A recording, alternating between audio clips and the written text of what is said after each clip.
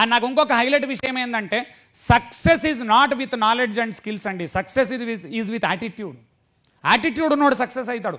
దానికి open example చెప్పానా, మా ఫ్రెండ్ రాజేందర్ రెడ్డి ఆయన కొడుకు, వాడు గ్రేట్ స్టూడెంట్ కాదండి అరోరా డిగ్రీ కాలేజ్లో, he's a decent pass out అంతే నార్మల్గా. కానీ గమ్మత్తైన విషయం తెలుసా, మంచిర్యాల మొట్టమొదటి ఆడి నడిపినోడు వాడు. ఆడి కారు కొన్నాడు మొట్టమొదటి. ఒకటి ఏంటంటే వాడు యాటిట్యూడ్, పెద్ద కారు నడపాలి, పెద్ద ఖతర్నాక్ ఉండాలి, నాన్న అట్లా కాదు. యాటిట్యూడ్ వేరు, స్కిల్స్ వేరు. మేమేమో టాపర్స్, ఎంసీఏ టాపర్సు, వాడు మామూలుగా పాస్ అయిపోయాడు. కానీ మేమేం ఇప్పటికీ కొనని కారు వాడు అప్పుడే కొన్నాడు, 5 ఏళ్ల కింద కొన్నాడు. అంటే యాటిట్యూడ్ ఎంత పవర్ఫుల్ అనేది అర్థమైంది నాకు ఆ రోజు. అంటే ఒక్కొక్క దగ్గర ఇట్లా ఒక్కొక్క కంటెంట్ నేర్చుకుంటూ వస్తున్నా. మీకు ప్లీజ్ రిక్వెస్ట్ సార్, మళ్ళా చెప్తున్నా, అందరు సీనియర్లు నన్ను తప్పుగా భావించొద్దు. నా మాట గట్టిగా ఉంటుంది కానీ మనసు మంచిది. ఎందుకంటే మిడిల్ క్లాస్లో ఎవరు బాగుపడ్డా ఆనందపడే వ్యక్తి నేను సార్. నేను ఏ ఒక్కరు 50,000 నుంచి 1,00,000కు ప్రమోట్ అయినారు, గ్రేట్ సార్. 1,00,000 నుంచి 2 లక్షలకు పోతున్నాము, సూపర్. 2 లక్షల నుంచి 5 లక్షలు పోతున్నాము, అల్టిమేట్. 5 లక్షల సంపాదన, 1,00,000 2 లక్షల ప్యాసివ్ ఇన్కమ్, కేక.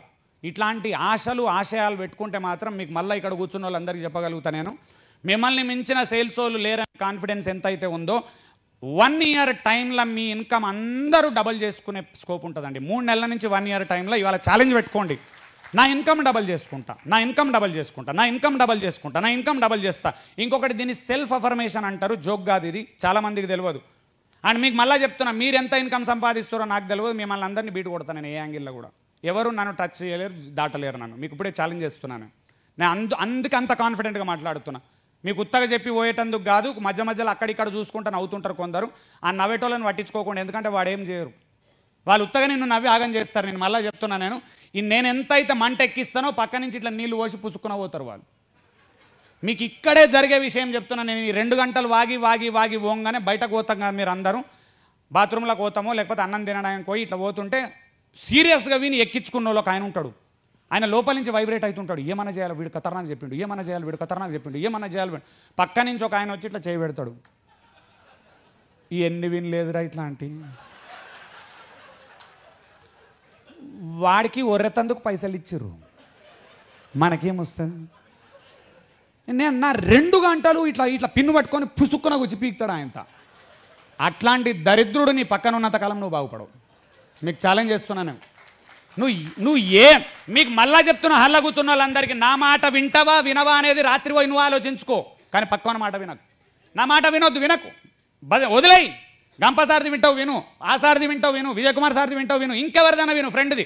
నాది విను అని అన్న, కానీ నాది వింటా అన్నప్పుడు మాత్రం పక్కోళ్ళు ఇట్లా కూర్చోడు అలవాటు చేస్తారు, వాళ్ళది వినకు.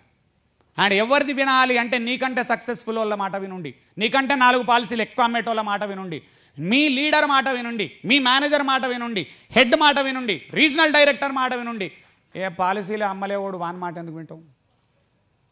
ఖచ్చితంగా మీటింగ్కి వస్తాడు, ఎందుకు తెలుసా? ఆయనకు టైంపాస్ కాదు ఇంట్లో. ఎందుకు? ఇంట్లో ఉత్తా కూర్చుంటే పెళ్ళాం తిడుతుంది ఆయన ఇక్కడికి వస్తాడు, ఇక్కడికి వచ్చి నిన్ను ఇట్లా కూర్చిపోతాడు. అట్లాంటి వాళ్ళ మాట అసలే వినకండి. ఎందుకంటే 20% of the people 80% of the sales చేస్తారు. హాల్లో కూర్చొని 500 మందిలో కూడా రూల్ అదే, 20% ఆఫ్ ది పీపుల్ 80% సేల్స్ చేస్తారు, 80% ఆఫ్ ది పీపుల్ 20% సేల్స్ చేస్తారు. మరి ఆ 80% వాళ్ళు జోకులు వేస్తుంటారు, నకరాలు కొడతారు, టైంపాస్ చేస్తారు. ఇది ఎక్కడైనా కామన్ సార్ ప్రపంచంలో. ఈ ప్రపంచం మొత్తంలో ఇదే కామన్ చూసినా నేను. అండ్ వాళ్ళతో జాగ్రత్తగా ఉండాలి, ఎందుకంటే నెగిటివిటీ ఎఫెక్ట్ కొడుతుంది.